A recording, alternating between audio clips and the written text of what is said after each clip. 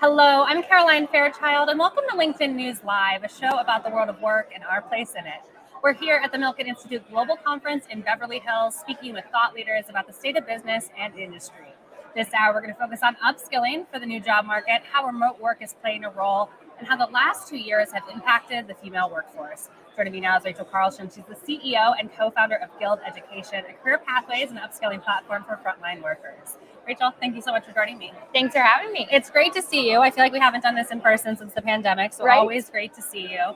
So you help some of the largest employers in the country retain, reskill their talent. Tell us what you're hearing from CEOs, from business leaders right now. What are the biggest challenges? So it's a fun question for today because we were just listening in on 5 major retail CEOs all talk about how labor is the number one challenge they're dealing with, the war for talent. And this is something we saw before the pandemic, but the last 2 years have wildly accelerated the labor trends that retailers, restaurants, manufacturing, financial services, anyone who's hiring the frontline American workforce is dealing with. And what they're seeing are a real change in the expectations of workers, really correlated with the Great Resignation and this second wave of the Great Resignation that we're now seeing really burst out of April and May. War on talent, the Great Resignation, these are all buzzwords we hear so much, particularly at this point in the pandemic. What does it really mean when you think about these workers? Let's just strip it down. These individual workers, what do they need? What are they not getting? Particularly frontline workers, let's just say even in retail. What's changing? Yeah, we think workers want 3 things, and we call it the 3 Ps to be simple. They want pay, they want purpose, and they want pathways. Pay, we saw that really lift. The $15 an hour wage has become ubiquitous, and 70% of workers saw some sort of adjustment in that period of the last 2 years, which is why, 2021 was the greatest wage inflation we've seen in 40 years in America. Purpose, companies are really seeking to deliver on that. And we saw that over the course of the last 2 years as well. Pathways is the missing ingredient. So 78% of workers will tell you, I don't have the skills to be prepared for what I think my job needs of me 5 years from now. Only 28% of workers feel like they know where to find those skills. And that correlates near perfectly with the 50% of workers who are saying, I'm either leaving my job already or would leave my job if the next company would give me skilling and career pathways. This idea of, I just don't want to be stuck in this job I'm in today. I'm grateful for the $15 an hour I've got, but I want to know how to move to $24 an hour, $30 an hour, and eventually salary. This need for reskilling and retooling is not necessarily something that came up in the pandemic, but certainly has accelerated. What shifted that now employers are saying, I want this, I need this, or I'm leaving? Yeah, so a couple of different things. I mean, we knew that this labor trend was coming basically since 2008, 9, 10, but the question was what would accelerate it. We saw it accelerate with the growth of retail and a lot of the unevenness in the job market over the last 2 years. We're also seeing an acceleration of automation strategies. So pre-COVID, people talked about the truck driver getting automated. Well, that's not the case.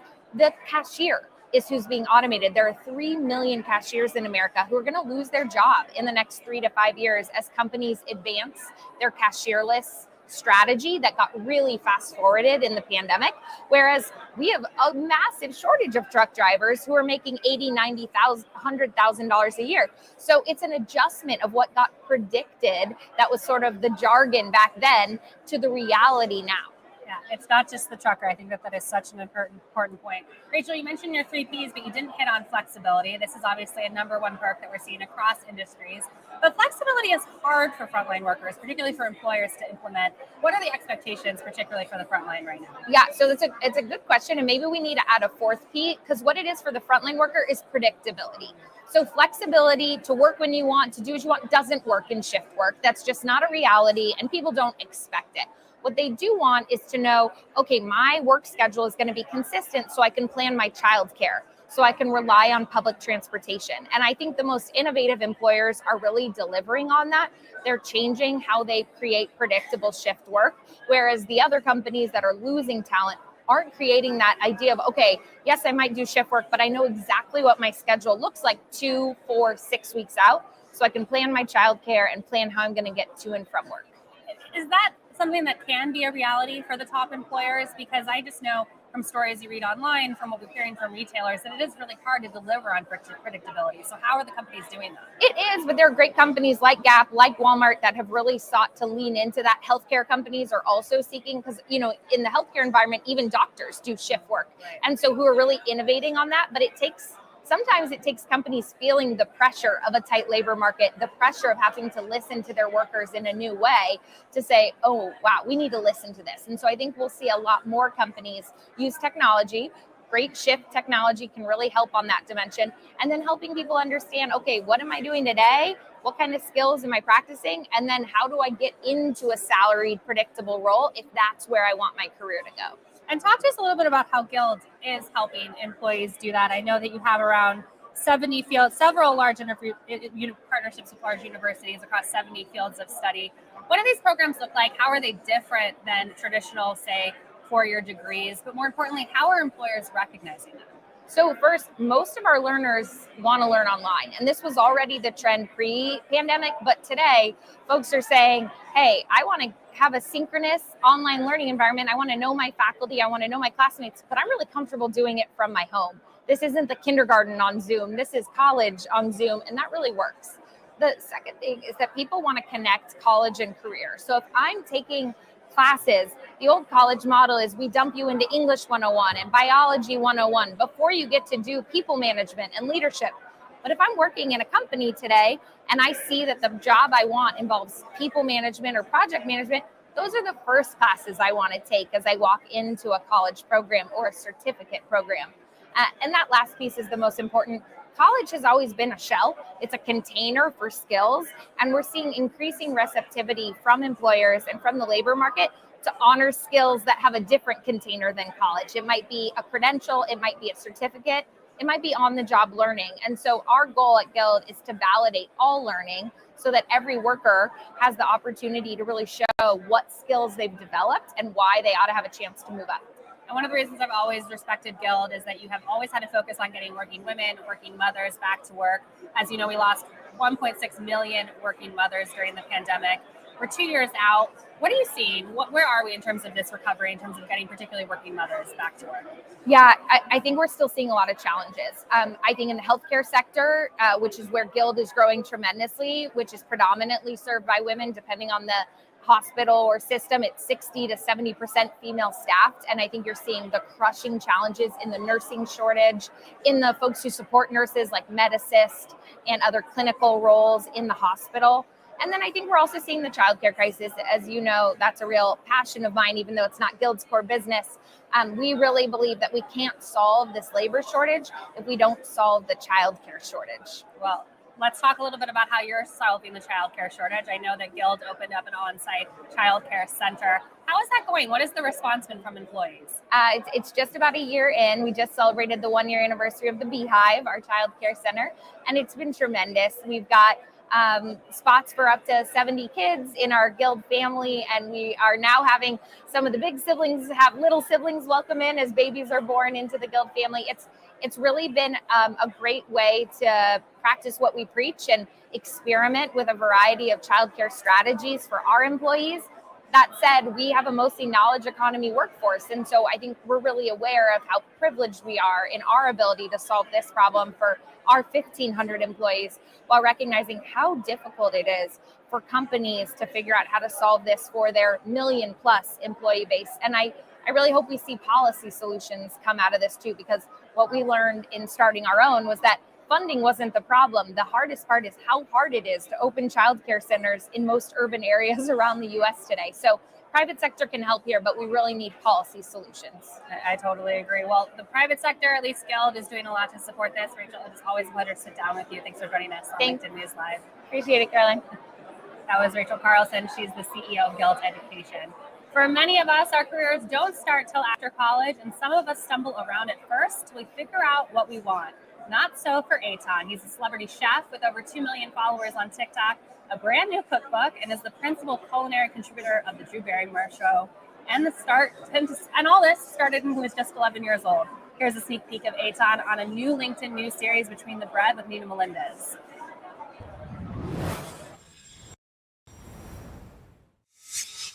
Oh wait, we have to turn this on. Can you help?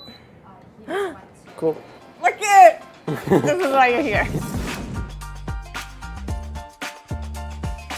So if you want to get started, you can just slice up the onion and the bell pepper. I'm going to start off with the mushroom. You're 19 now. Yes. You started when you were 11 years old. Yes. On Chopped. What lesson did you learn from that experience? So I think it really showed me I love performing. I love, entertaining. Hey everybody. Okay, so today I'm at the coffee shop getting a cup of coffee. Hello, thank you so much. When I was much younger, I had like elaborate lemonade stands. When someone hands you a 20, instead of giving them change, you just go, thank you so much for the tip. Oh. Little Aton, that's new. And you just smile. Smile and nod. Did you ever worry that being so young, people wouldn't take you seriously? I've always known like my work is the same as any adult. If you don't want to work with me because I'm not an adult, okay. You really leverage social media. Any advice for people who want to establish their own brand or their own company and use social media as a tool? There's so many people out there creating content, especially in the food space, that I think really the key is to own who you are, own your point of view. Anyone can publish a chocolate chip cookie recipe, but only one person can publish Aton's chocolate chip cookie recipe. Would you like to assemble our sandwiches? Let's do it. As you can see, you would not know that this is vegetarian. I really like cheese. Oh, you could go as many as you want. Okay. Yeah, 2, 1. And it's out of the oven! Cheers! Okay. Over some corfu bread. Ooh. You have a smile of sauce, which means it's really good. That's how you know the sauce doesn't lie.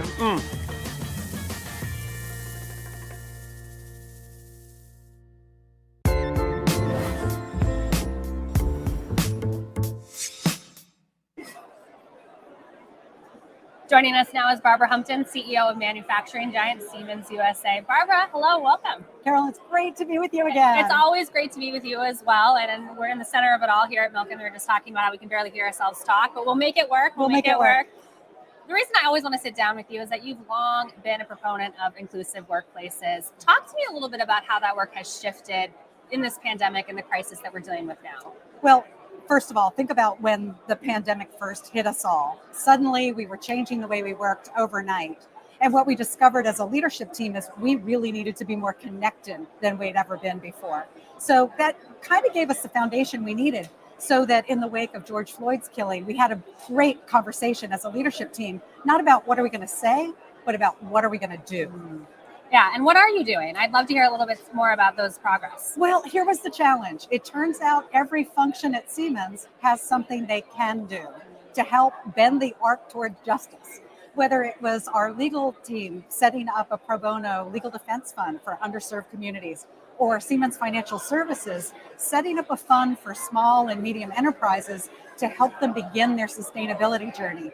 Of course, our people and organization colleagues who do our hiring, they've engaged in ways we've never thought possible before. Think about organizations like Fairy Godboss and Boss Maker. Those are organizations we're tapping into to try to get access to talent.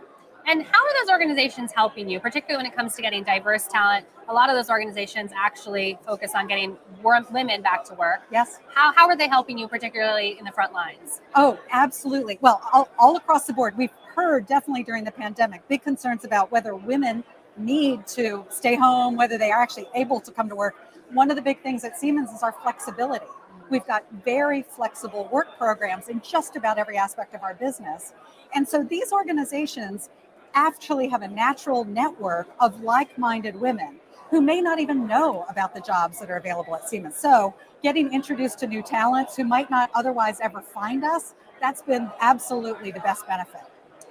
We talked a little bit prior to the pandemic about the shortage of women going into STEM. Unfortunately, it's an issue that I've been covering throughout my entire career. I'm curious to hear from you how that issue has changed. Are we seeing more women go into the sciences? How is Siemens supporting that? Well, I think our educational system will continue to chip away at this. I mean, every university I talk to is looking for how to build the pipeline. UC Berkeley is having some fantastic results, absolutely reaching out into communities who, and particularly women, who had never been exposed. That starts early, and we at the Siemens Foundation have long been involved in that. But what I'm really interested in now is convincing people that they can start from wherever they are. And maybe the best institution who I think models this, I met very recently, Wake Tech Community College. We've started an apprenticeship program in North Carolina for EV manufacturing. And here is a community college whose theme is ladder up. And they're saying to people, you can start whether you're coming straight out of high school or whether you're leaving another job. And wherever you are, we can help you figure out what do you need as your first step and your next step to build your career. I love that. Start where you are, which leads me, you have an incredible background and your path into STEM wasn't necessarily the most straightforward. Talk to us a little bit about how you got into the role that you did and how you entered the sciences. Yeah, I mean, I studied mathematics, which, I mean, let me just say, if you study math, you can do anything. Isn't that right, I Carolyn? agree with that. Yes. I definitely agree with that. You know, the problem solvers, thinking logically, learning to work in teams was really the big deal for me coming out of college. So beginning as a software programmer, moving into management, one of the things I discovered is I loved working with cross-disciplinary teams to try to get big, hard things done. And that naturally just led to positions of leadership that built a nice foundation for being able to take a leadership role at Siemens. And we just spoke with Rachel Carlson. She's the CEO of Guild Education, all about reskilling, upskilling. What is Siemens doing about that in terms of their own workforce? Any innovative approaches that are working for you? Yeah, inside Siemens. In fact, I love Rachel's approach, and what Guild is doing is a huge service. And if you think about it, probably wouldn't have been possible just a few years ago, right? The technology that's available today makes a lot of things possible that weren't. So for us, we've built an internal learning management system that includes a ton of academic and otherwise, modules available to our employees. And now, one step that we have a team that they've taken the step of going into virtual reality. So imagine if you're learning to take care of HVAC equipment, you can now do that with a virtual simulation and not have the fear of getting electrocuted during your training class. And I think a lot of people who are joining us in the stream may hear an internal education management tool and their eyes might roll and say, there's no way employees actually want to use this. But what have you seen on the ground? Are employees actually engaging with these tools? And what are they learning in terms of how it's going to better them in their careers? Well, they are. As a matter of fact, I logged in this weekend. And you know why? I'm treating Milken, the global conference, as one of my digital learning opportunities. I'm having the opportunity to watch what everybody's doing. I've logged that into the system. While I was there, I was able to see what's the average number of hours so far this year. And the engagement actually is fantastic. And in terms of, we're here at the Milken Global Conference, what are some of the key insights that you've heard this morning that are going to stay with you? Well, there are a lot of worries, right? We're all worried about the disruption that's happening everywhere. But what I'm getting is the power of connection. And it takes all of us, right? In a free market, we've got the investors, we've got the innovators, and we actually have a venue like this where people meet. They're devising new approaches and launching new initiatives that really are going to accelerate our optimistic future. Barbara, Siemens USA alone employs 40,000 employees. What keeps you up at night right now? What are some of the challenges that you're facing? It's funny. I say to people, I sleep really well. This team is fantastic. I love the team we have right now.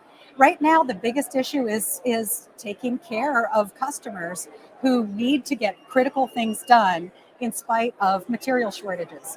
Do you know our electrical equipment business is growing like gangbusters as data centers are being built and electric vehicle infrastructure is being built out?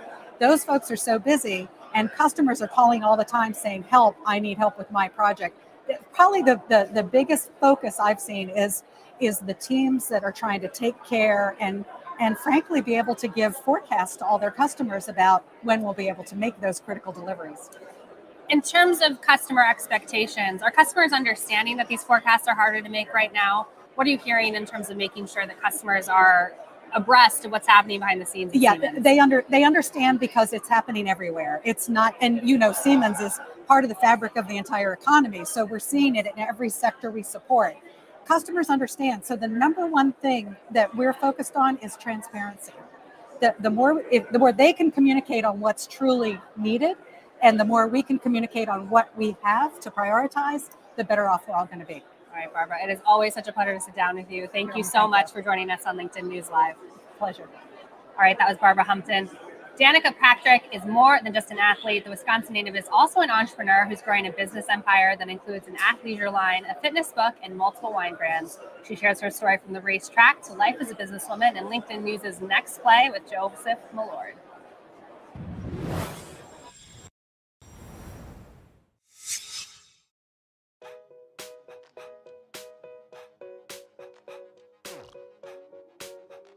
How can you do something for the first time, let's say, right? It's because you set your goals far beyond what culture or history has ever said has been done. When you set your goal personally so far beyond what's happened that even if you get halfway, you probably did something that is unique and different and something for the first time. Danica Patrick is a bona fide barrier breaker. During a motorsports career that spanned 3 decades, she made history for female drivers, including a 2008 victory that made her the only woman to ever win an IndyCar event. In that time, she also became a pop cultural icon, landing dozens of magazine covers and Super Bowl commercials. Now, over 3 years since her last race, she's leveraging her fame, network, and experience to grow a collection of businesses.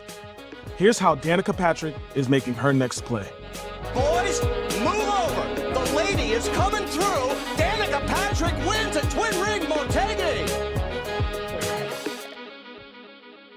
The fact that you were the first woman to win such an event, is that a history that you embrace, or is it just something that you see as something that's consequential? Both. I don't think it's an or. I think that my expectation level for it to happen was not special and unique. I think that was part of the process and part of me being a driver.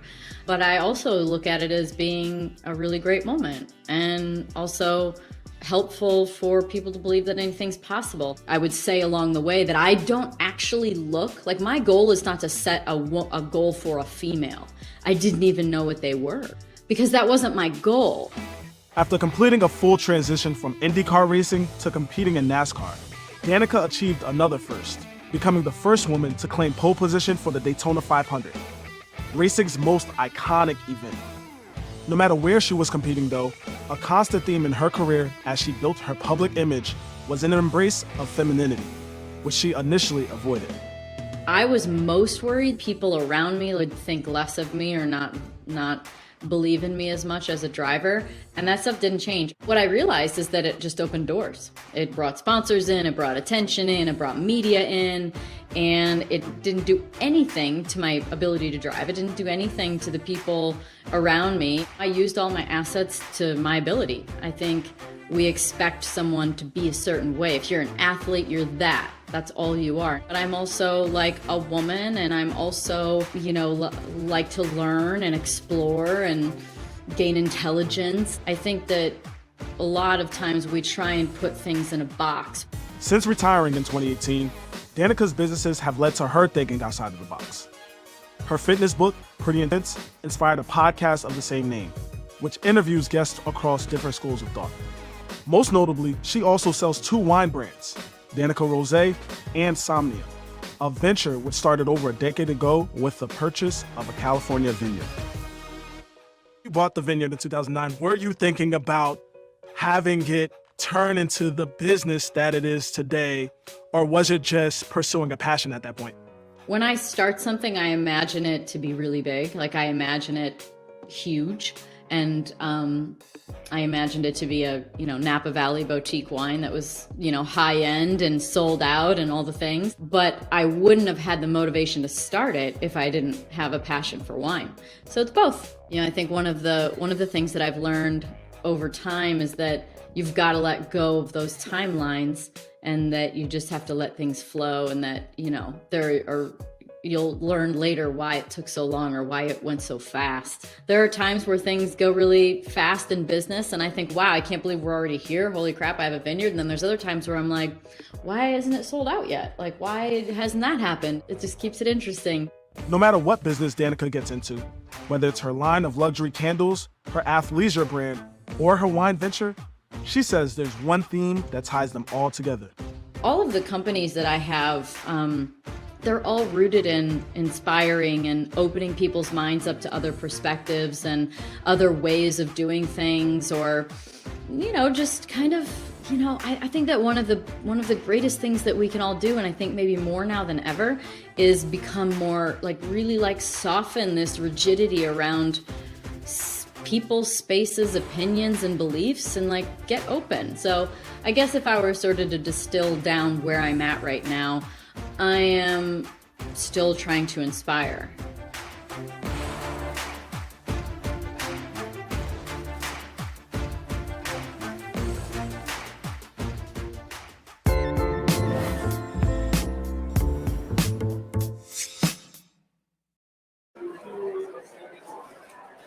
Joining me now is Hayden Brown. She's the CEO of Upwork, a hiring platform for freelance professionals that serves everyone from one-person startups to over 30% of the Fortune 100. Hayden, welcome to LinkedIn News Live. Thanks for having me. And welcome to Beverly Hills. It's a sunny day here in California. I'm excited to speak with you. So prior to the pandemic, there was all this talk about the gig economy, the gig workers, what was going on there. Talk to us a lot about how the last 2.5 years have changed the demand for freelance work. Yeah, I think the big change has been, as we went through the last 2 years of the pandemic, they adopted remote work en masse, and that genie is not going back in the bottle. And the big shift has been, as everyone figured out they could work remotely, suddenly that opens up the world of workers to them. And that includes freelance workers, that includes workers outside of the geographies where they might have been hiring in the past. And that is a transformation, because now they can tap into skilled workers across the globe. They can tap into freelancers to do many more things than they thought was possible. And so that has really accelerated this trend around freelance work, around independent work in a big way. And I think this is still early innings of really unlocking that market for businesses. And certainly freelancers are very excited about that, because that is something that more and more workers are trying to do today. You've been at Upwork for quite some time, but you started in the role of CEO in January of 2020, right before all this chaos began. So take us back to those early innings. What were some of the things that you were focused on? Did you know right away that this was going to have the upheaval that it's had on the job market? You know, I think at the beginning, we thought this is something we first have to show up for our customers in a big way. You know, there were things we were trying to do early in the pandemic to get payments to people faster, to reorient our product roadmap, to make sure we were doing the things that people really needed in those early moments of the pandemic. But as we started to move through it, we recognized this is a tectonic shift. Work will never be the same, as so many workers figured out they could work from home. They woke up to different priorities.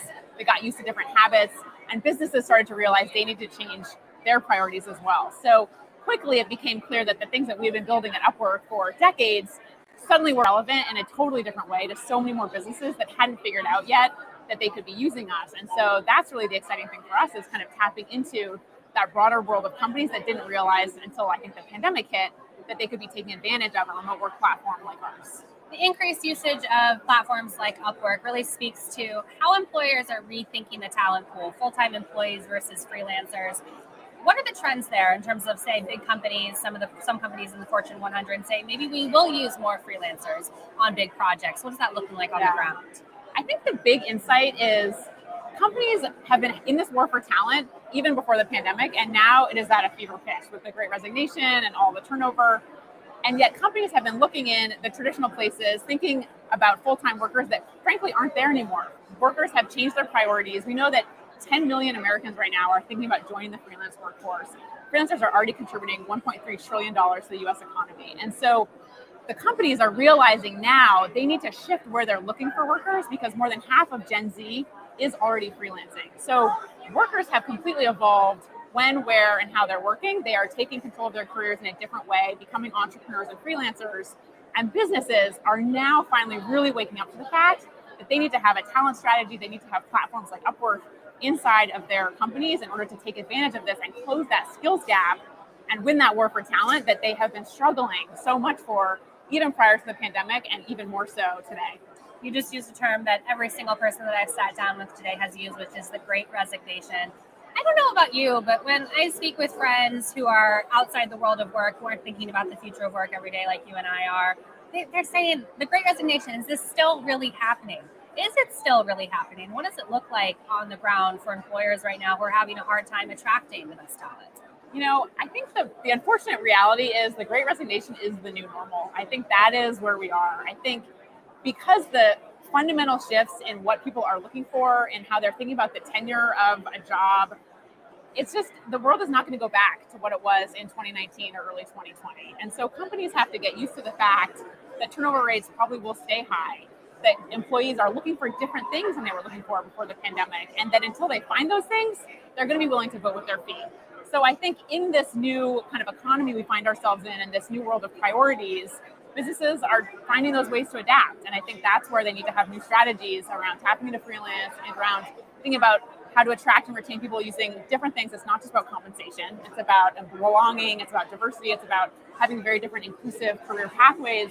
All of these things matter differently, I think, than they did before the pandemic. That adaptation has a lot to do with where people are getting work done, whether that is in person, whether that is at home or whether it's a hybrid of each. When it comes to the freelance marketplace, what are the top needs? What are freelancers saying that they want to do when it comes to this new world of work?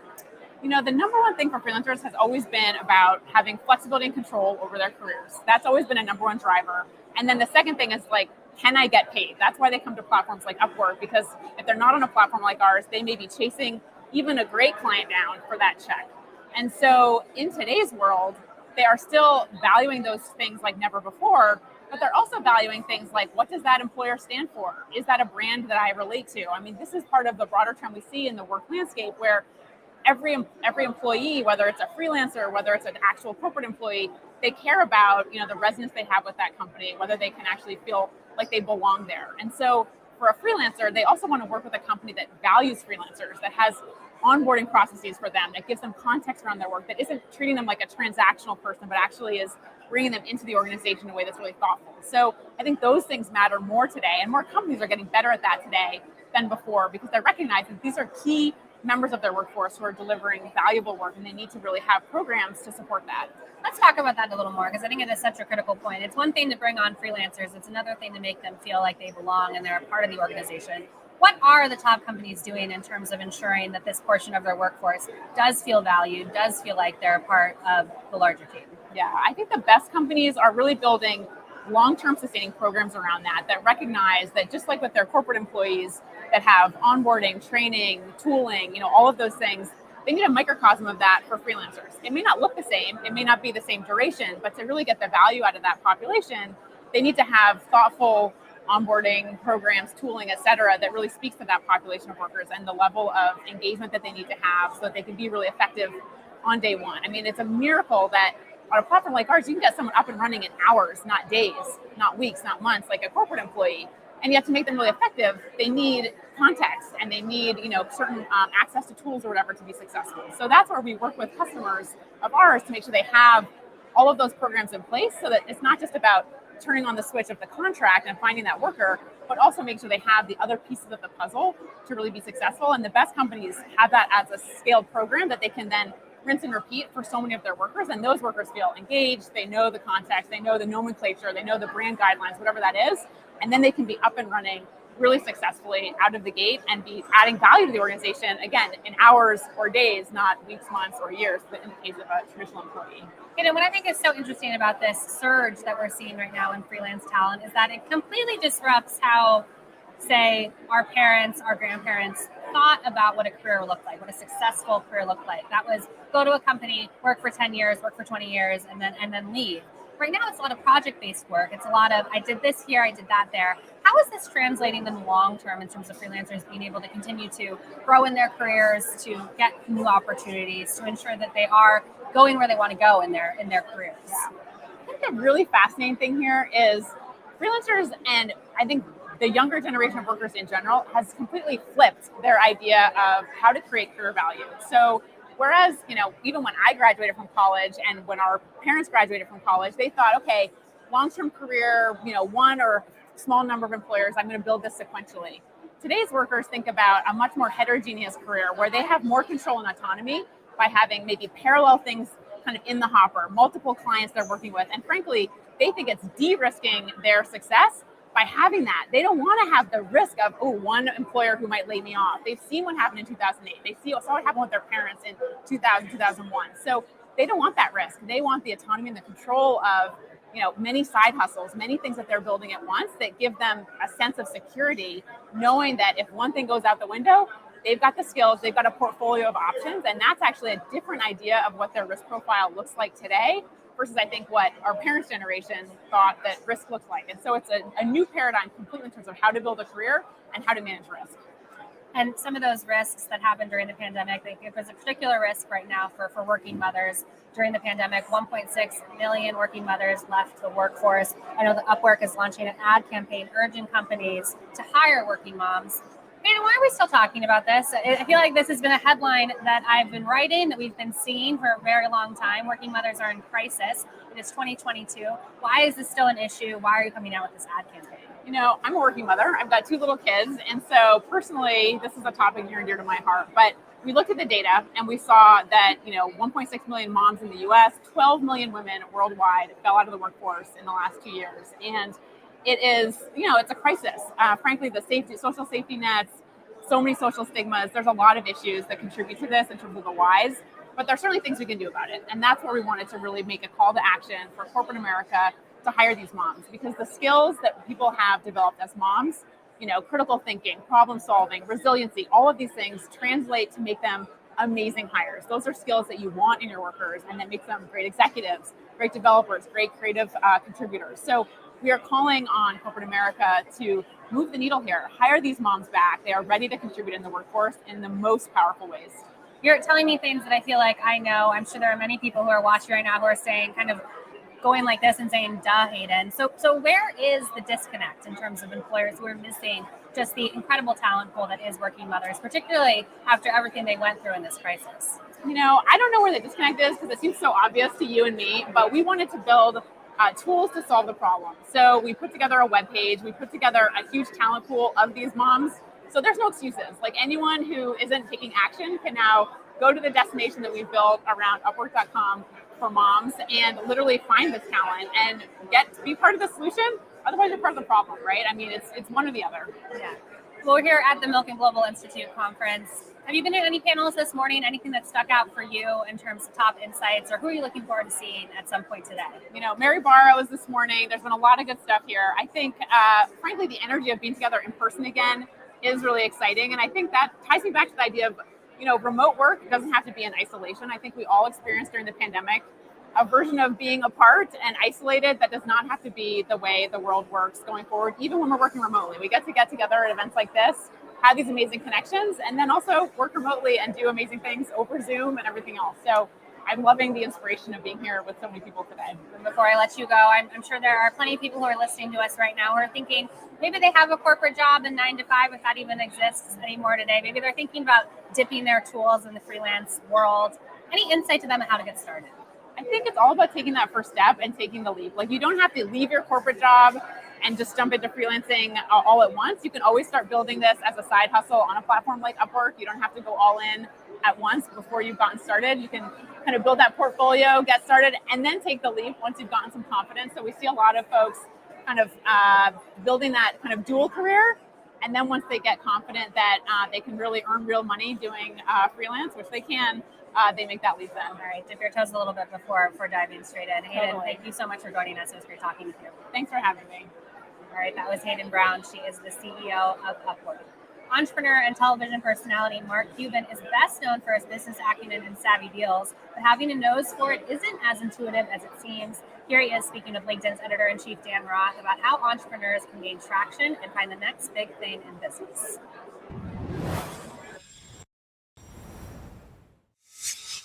If I was, 18, 19, 20, 21, any age for that matter, and looking for new ways to compete, I wouldn't be thinking of a new token. I wouldn't be thinking of a new NFT marketplace.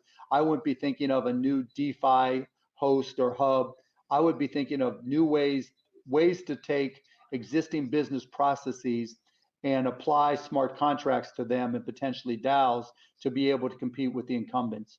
Just like fintech what impacted banking, I don't want to say fully disrupted, but just like fintech had a significant impact on how banks do their work, I think crypto is going to have the same type of impact on business processes across the board.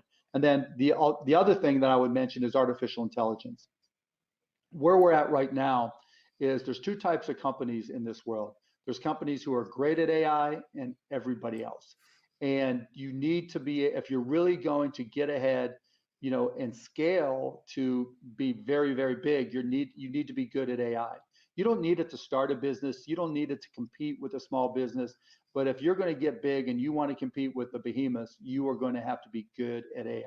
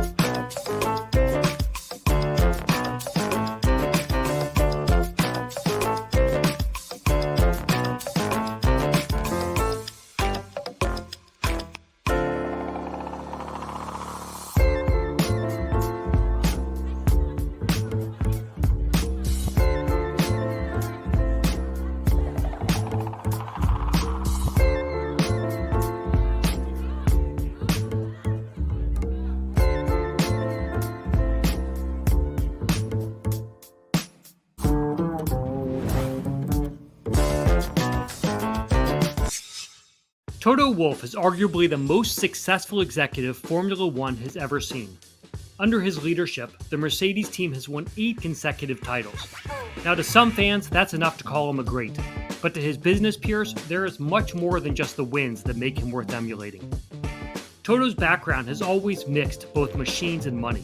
He was passionate about driving as a youth, but after some introspection and a lack of sponsors, he realized that wasn't his future and turned to business. He studied economics, worked in venture capital, and dove into the dot-com world. He made a foray during those days into Formula One and then never went back. What sets Toto apart is his focus on not just the build of his cars, but the psychology of the entire team, from the drivers down to the janitors. Every loss gets dissected, but so does every win.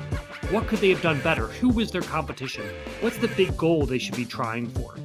On this episode of This Is Working, Toto Wolff tells us what drives him, what informs his practices, and what he sees for future generations of F1 stars.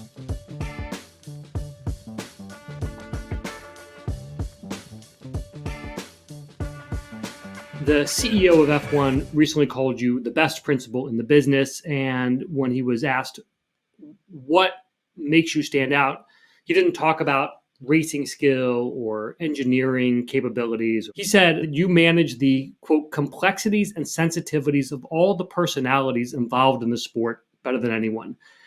Is that idea of managing personalities how you think about where your success comes from? I think what I do is I'm running people that run race cars. And our sport is very intense. We're racing 23 times a year. On weekends, we have a normal job in the office. And I think that attracts a certain species of people, very competitive and ambitious, highly educated. So my job is actually to provide these people a framework where they can operate at their best. And I enjoy that. I enjoy the psychology of extracting high performance from people. And we're not just having 2 superstars in the car, but we're having actually 2,000 superstars that run the car and the engine. Extracting high performance as an entity, whether it's a sports team or a company, is not always about working 80 hours a week and being under constant pressure. It also means that you need to be able to depressurize, to energize yourself and be motivated. So balancing those sides is crucially important. Finding out what drives people. And it's not always the trivial things like money or power. It might be internal or external recognition, having more time with the family, being able to spend time on your hobby. It's not a static situation. We may have times during the season where it's very intense, where people are borderline burning out. But we're trying to anticipate that and make sure that this comes in cycles and people are actually able to regenerate. Now, I'm saying that as if it would be a home run. It is not. We are under strain, but we are trying to smoothen that out as good as possible because it's gaining as a performance advantage. One of the things I've read is that you like for everybody at your company on the team to know who their rivals are in their positions at the other teams. Can you talk about how that plays out? Yeah, there's the theory of some psychologists or sport psychologists that say sustainable performance needs to come within you. And I think this is like the ultimate goal, but it is quite easy to work with enemy building. When you know who your opposite person in a team is or in the other company, you're saying to yourself, what is she or he doing at the moment? And what do I need to do in order to outperform that person? And I can tell you on my notebook, I have 3 windows that are always open. And I click on these windows and there's 3 faces. And every time I look into these faces, and they're outside of the industry, by the way, but I'm not going to tell you who that is. It just keeps me going. It pushes me further. One of your other management techniques is very open and honest feedback constantly with the team. Why is this kind of transparency so important to you, this constant feedback, and how is it met within the company? So we have a motto that is see it, say it, fix it. But that is easier said than done because it needs to start with myself. It's always with the leader. I am honest about my own performances. If I don't perform, if I'm making mistakes, I'm the first one to say it. And I think people have seen that this is an environment where you can actually admit your mistakes and you can do better next time. And slowly but surely, this has cascaded into the organization. People see that this is a safe place. You're not going to be fired if you fail, and but it's something that I'm applying permanently. COVID has impacted all of us at work. There's been a great rethinking in how people work, taking this time to really think about why they're doing what they're doing and where it is that they want to do what they're doing. Are you guys feeling the impact of the Great Reshuffle? Yes, we do, because obviously we are competing for the best talent. I think for every department it is different, and we are trying to empower our heads of department to take decisions for their staff. This is really looking at the individual and trying to find out what is the optimum framework to perform. On the machine shop floor, you can't work from home, but then there is areas like graphic design or certain marketing areas that can work from home, and for them it might be easier and it will create more output. But if I were to summarize it, in one of my key learnings is that we are social animals. I own this company, and I sometimes think, well, I'd rather stay home today. It's just so easy. I can work on my laptop and do the Zoom calls and then get myself a nice cappuccino in between. I think in this day and age, if you want to retain the best people or attract talent, you need to offer some kind of hybrid working environment. I'd love to ask you about your own career and your background. Unlike a lot of other owners, principals in the sports business, you're someone who really didn't come from money. You suffered some. Your dad died when you were young. I know you were pulled out of a private school because your mom wasn't able to continue to pay the bills. How did the way you were raised impact how you manage yourself now and how you think about your career? It is important to acknowledge that each of us has their history, and all of us suffered in some kind of way. But clearly, my situation as a teenager is that if you're being raised in an environment where you see money and you see wealth, but you don't have it, it's just right in front of your eyes every single day, and you just see the difference, and it was humiliating for me. But for me, that was very hard when I was young, and it's certainly still a driving factor. I believe that some degree of trauma or humiliation can be quite a driving factor in your upbringing. But at least it was with me. But I'd hope I can provide an environment for my family and my children where this is not necessary. You're also not someone who came into this industry. You were a driver, but you were a racer, but you then went into banking. You were a venture capitalist. You came in from the money side of this, but you have this passion also for the racing. How do you think about when people are talking to you about wanting to have a career in Formula One or have a career with Mercedes? What kind of advice do you give them? I think when I look at my own career, I try to be a racing driver, but with not the necessary funding to make it into go-karts and then into junior single-seater series. It is very difficult. And I realized that it was a moment where it was important for me to understand from my later life, you need to be able to assess your own capability, and you need to be brutally honest with yourself. Am I good enough for what I want to achieve or not? And I think I could have made it into Formula One, but I saw that there's maybe a little difference between how I drove a car and all the others. And then because of a lack of sponsorship, that door closed of the driving career, and another one opened in banking, and then another one opened in venture capital in the late 90s, and so every part of my career or my entrepreneurship was important to bring me where I am today. But I really try to encourage young people today, and I do it with my kids as well, to say just let it pan out. But if you're doing something, then you may as well be doing it right and give it all you have.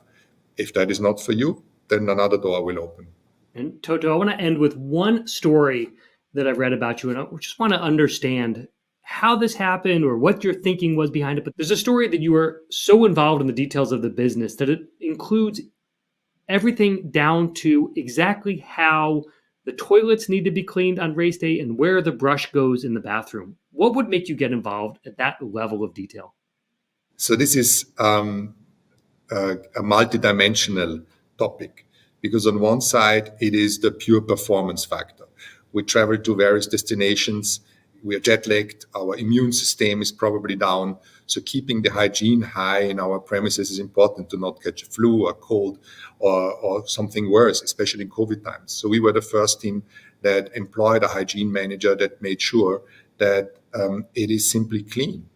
But the soft factor is that there is no job too big for myself.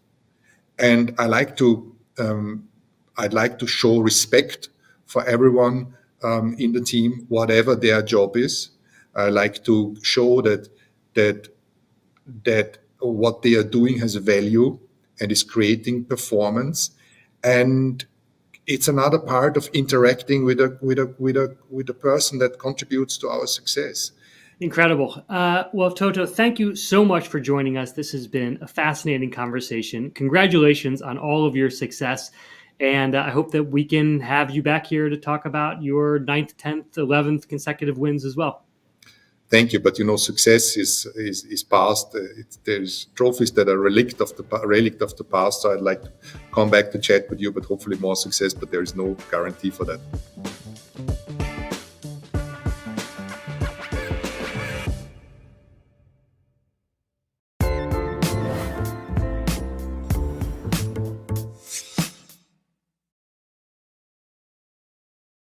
You can watch more interviews from This Is Working with Dan Roth by checking out the LinkedIn news page. On Wednesday, we're back live from the Milken Institute Global Conference, speaking to the CEO of First Women's Bank and Howard Marks from Oak Tree Capital Management. I'm Caroline Fairchild. Thanks for watching LinkedIn News Live.